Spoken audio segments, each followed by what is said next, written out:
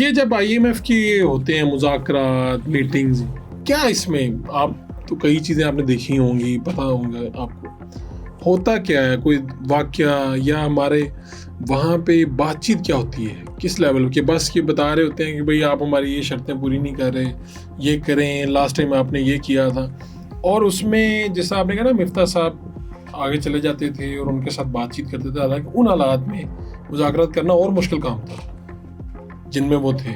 तो एक्चुअल वहाँ पे होता क्या है? वहाँ पे कुछ ज़ाती ताल्लुकात भी काम आते हैं और अंकल साहब का जो फ़ोन है वो भी काम आता है या नहीं आता? देखिए, हम IMF को फ़ोन तो नहीं कराते अंकल साहब से, लेकिन ये ज़रूर होता है कि वो पीछे से ही नेचुरली एक अमेरिका के अंदर भी एक सारी सियासत चल रही होती है। तो जब वो किसी मुल्क में जाते हैं तो IMF के टॉप लेवल से, क्योंकि इन इदारों के टॉप पे ना, इन इदारों के अपने टॉप पे मुआशी लोग अक्सर नहीं बैठे होते। अच्छा, होते हैं IMF के MDs यूजुअली मुआशी लोग होते हैं, पर साथ वो पॉलिटिकल लोग भी होते हैं। इनमें से बहुत सारे लोग IMF और वर्ल्ड बैंक के जो टॉप पे बैठे हैं वो यूरोपीय ममालिक, Latin American countries, African countries के माजी के फाइनेंस मिनिस्टर्स रहे हुए हैं। पाकिस्तान का फाइनेंस मिनिस्टर एक ही, शायद जावेद बरकी का मैंने नाम लिया, वो वाइस प्रेसिडेंट बने थे, लेकिन प्रेसिडेंट नहीं बने। इंडिया के तो मेरे ख्याल 2-3 अभी भी इंडियन ही है वर्ल्ड बैंक के, अजय बांगा, अजय भी हुए थे जी, वो भी बैंकर है। अच्छा। वो भी एक प्राइवेट बैंकर थे और पाकिस्तान बिल्कुल वो आए भी। तो ये सब लोग जो हैं, चूंकि सियासी लोग हैं, तो नेचुरली कहीं ना कहीं से जो IMF के अंदर पॉलिसी डिस्कशंस हैं वो वहां से ऊपर से आती होंगी कि आने से पहले हल्का सा नज कर दो कि पाकिस्तान ऐश्वरी जा रहे हो तो उनसे ये 21 की 21 बनवा के आओ शराइत। तो वो प्रोग्राम थोड़ा सा टफ हो के पाकिस्तान आया। मैं एक मिसाल दे रहा हूँ, ठीक है। तो इस तरह ये मामला होता है। जब वो एक दफा पाकिस्तान आते हैं, एक चीज फारूक साहब समझिए कि खाली वो जो 5 या 10 दिन के लिए मिशन आता है, हमारी उनसे गुफ्तगू या बातचीत उन 5 दिनों की मीटिंगों में खाली नहीं हो रही होती। उससे पहले वो गुफ्तगू हम उनसे रेगुलर ईमेल्स पे डॉक्यूमेंट एक्सचेंज कर रहे होते हैं। फाइनेंस मिनिस्ट्री में एक पूरा विंग है एक्सटर्नल फाइनेंस का जो IMF को डील करता है, तो उनकी रेगुलर खत्तो किताबत इनसे हो रही होती है। IMF उनको अपनी शराइत भेज रहा होता है, IMF उनसे गुफ्तगू कर रहा होता है। जैसे इस दफा 2022 में जब IMF वाले आए तो IMF वालों ने, एक मैंने आपको ऑलरेडी वाकया सुनाया, उन्होंने कहा जी आपके 5 फाइनेंस मिनिस्टर बदल गए। वो बार बार ये बात रिपीट करते थे। दूसरी बात कि उनका पूरा फोकस था यही जो आप बात कर रहे हैं कि जो आपके कर्जे हैं इनके ऊपर आप जो सूद आप अदा कर रहे हो। ये फारूक साहब, आप और एक स्टैटिस्टिक आपको बताता हूँ, 47% हम पूरे मुल्क से जितना टैक्स रेवेन्यू इकट्ठा करते हैं ना, 47 पहले ही साइड पे होके कर्जों की सूद की अदायगी में चला जाता है, बैरूनी कर्जे भी और अंदरूनी कर्जे। ठीक है। बाकी ये सारा मुल्क 53% से चलता है।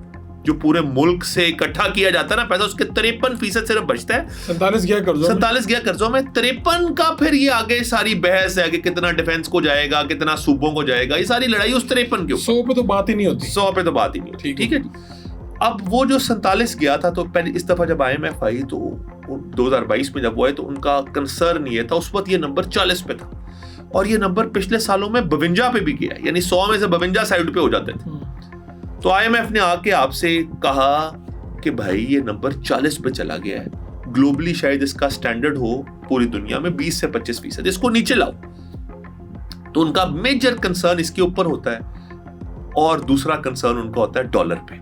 अब डॉलर पे उनका क्या कंसर्न है? मीटिंगों में लास्ट टाइम वो हमेशा एक बात करते हैं, अब IMF ने एक नई चीज कर दी है। पहले IMF क्या करती थी कि वो आते थे डॉलर पे, आप उनको कहते थे कि जी हमारे मुल्क में हमारा जो खसारा है वो 15 अरब डॉलर का है। मैं एक मिसाल दे रहा हूँ। तो वो कहते थे अच्छा 15 अरब डॉलर कहाँ से खसारा पूरा करोगे? आप कहते थे जी 2 अरब हमें आपने देना है, 13 अरब हम इन मुल्कों से पूरा कर रहे हैं, सऊदी अरब इतने दे रहा है। तो माजी में वो कहते थे, फाइनेंस मिनिस्टर ने बैठ के मुंह से कह दिया कि अच्छा ये पैसे आ रहे हैं, वो कहते थे ओके प्रोग्राम साइंड, हमसे 2 अरब ले लो। अब उन्होंने क्या कहना शुरू कर दिया था 2022 में कि हम तुम्हारी बात नहीं मानेंगे, जिन मुल्कों से तुम कह रहे हो हमें पैसे आएंगे वो मुल्क हमें डायरेक्टली ईमेल करें कि हम दे रहे हैं, कि हम इनको पैसे दे रहे हैं पाकिस्तान। और इससे काम मुश्किल होता गया। फिर इसमें एक नई कोऑर्डिनेशन, फिर उन मुल्कों के साथ सियासत, वो इसमें एक इजाफा हो गया।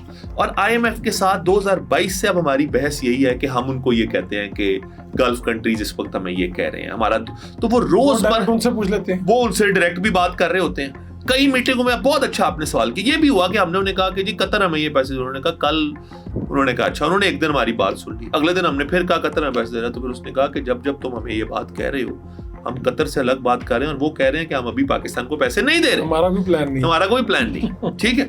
तो हमने कहा अच्छा, हमें तो उन्होंने ये ईमेल किया, चलो जी हम कल उनसे दोबारा बात करते हैं। तो वो एक पूरी ग्लोबल पॉलिटिक्स भी इसमें साथ साथ चल रही होती है, यही मीटिंगों में यही कॉन्वर्सेशन होती है।